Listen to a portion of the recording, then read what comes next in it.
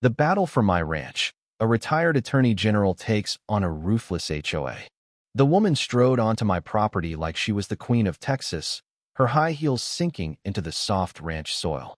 A pristine briefcase gleamed in her hand, untouched by the dust of our rural county. She stood at the gate, a smug smile curling her lips as my dogs barked in the distance. I was pruning an oak branch near the barn when I spotted her silhouette against the horizon. Her tailored blazer screamed big city law firm. Her attitude screamed HOA enforcer. "Good afternoon," she called, waving a manila envelope like it was a badge of authority. "Mr. James Harper?" I nodded, wiping my hands on a rag as I approached. "That's me." She handed me the envelope with a flourish, as if serving me my eviction notice. "You've been served," she said. "The Homeowners Association is suing you for unauthorized structures, violating aesthetic codes, and failing to secure architectural permits." I opened the envelope slowly. Inside were official-looking documents, court dates, HOA letterhead, and her card. Rebecca Stiles, legal counsel, Pine Valley HOA. She fixed me with a look I'd seen in courtrooms for decades. "I advise you to remove that red barn, your wind turbine, and that flagpole by week's end, or this escalates." I tilted my head, offering a calm smile. "Miss Stiles, I'm a retired attorney general. I helped draft the land protection laws in this state. This ranch is exempt from your HOA's jurisdiction. Check the county records. You might want to tell your clients they've picked the wrong fight." Her smirk faltered, just for a moment. Then, without a word, she turned, stumbled on the gravel, and marched back to her silver SUV. I wasn't laughing yet. What came next was bigger than I'd imagined, and it nearly cost me everything. "My name's James Harper, but folks call me Jim. I'm 68, a retired attorney general from Texas, where I spent 30 years fighting for landowners' rights and taking down corporate bullies. After retiring, I settled on my grandfather's 80-acre ranch, a legacy passed down through 3 generations. I rebuilt the house, restored the barn, and added a wind turbine and a flagpole flying the U.S. and Texas flags. To me, this land is more than property, it's memory, sweat, and late-night prayers under the stars." Life was peaceful until Pine Valley Estates sprouted half a mile away. Their HOA president, Margaret Lawson, was as warm as a rattlesnake in a boot. Blonde, always in designer athleisure, she had a smile that never reached her eyes. I met her at a farmer's market, where she remarked, "That red barn of yours clashes with our community's aesthetic.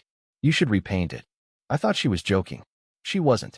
Over the next few months, strange things happened, and signed letters appeared in my mailbox, warning about unapproved structures and light pollution from my barn. I caught people snapping photos of my wind turbine from the road. Once, I saw Margaret pointing at my fence, talking to a man in a suit. I ignored it at first. My ranch wasn't under their HOA, zoned differently from the start. But then my gate was smashed one night, bent like someone had rammed it. The sheriff found no witnesses, just tire tracks in the dirt. My neighbor, Mike, a young Army vet, showed me a screenshot from Pine Valley's community app. Margaret had posted, "We must protect our community's image. That eyesore ranch lowers our property values. Our legal team is handling it." Mike frowned. "They're talking about you, Jim."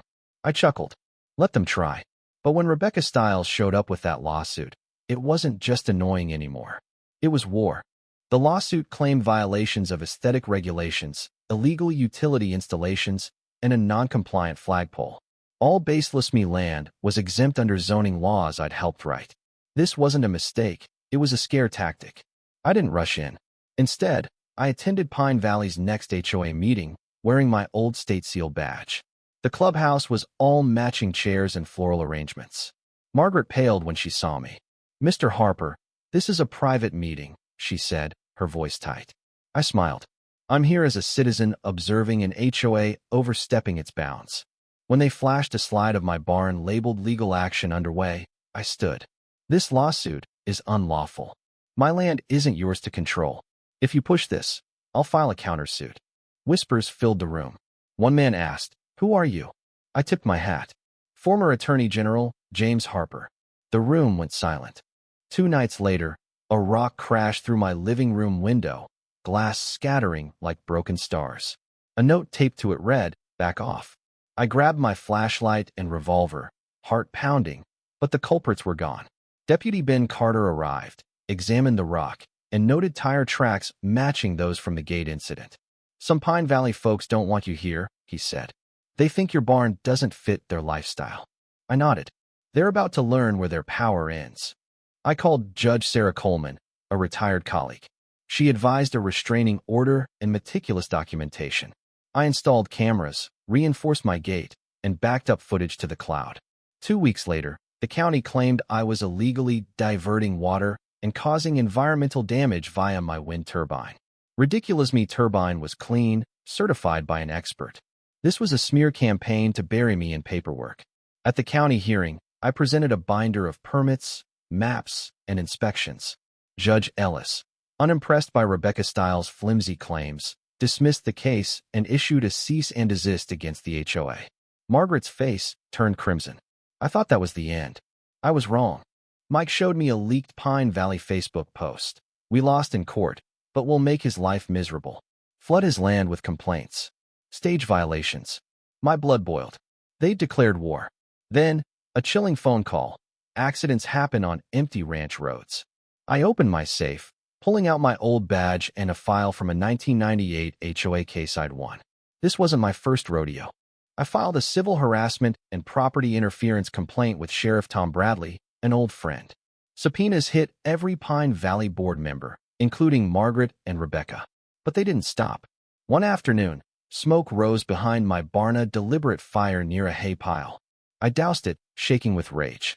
The fire captain confirmed arson. 2 days later, at the courthouse, I laid out everything: photos, recordings, the rock, the threats. Judge Alvarez was livid. "This is a campaign of harassment," she said, granting a permanent injunction and forwarding evidence for criminal review. Margaret and Rebecca sat stunned. But the real blow came when my PI friend, Dave Sullivan, uncovered fraud. Pine Valley's emergency funds were funneled to a fake company tied to Rebecca's husband. Emails showed Margaret encouraging off-the-record tactics. I handed it all to Assistant DA Emily Foster. Subpoenas raided Pine Valley's offices. Margaret screamed as her laptop was seized. Rebecca's law firm was suspended. Headlines blared: "Retired Attorney General dismantles corrupt HOA." One stormy night, my power cut out. Lightning revealed 2 figures near my shed, one with bolt cutters. I confronted them, flashlight blazing. "You're on private property. Hands up."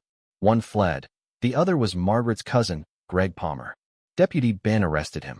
Trail cam footage later identified the second man, Rebecca's brother, Tim Stiles. Greg confessed they'd planned to frame me with fake chemicals, but backed off when they saw my cameras. Margaret was arrested, Rebecca disbarred, and Pine Valley's HOA collapsed. A letter from a single mother, Susan Hayes, thanked me for freeing her neighborhood from fear. Pine Valley residents had lived under fines for trivial things like lawn chairs or kids' bikes. My fight gave them hope. At a county town hall on HOA reform, I spoke. HOAs are meant to serve, not control. No one is above the law. Applause erupted.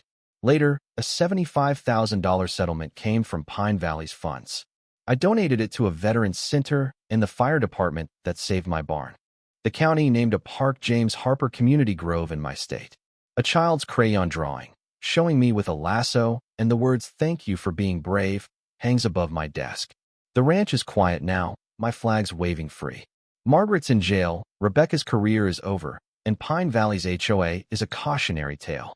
I stood my ground, not with fists, but with truth and a little cowboy grit. What would you do if bullies tried to control your home? Have you faced injustice or power-hungry groups like this HOA? Share your story in the comments. Let's debate. Is it ever okay to fight back with force, or should the law always be our weapon? Stand up, speak out, and let your voice be heard.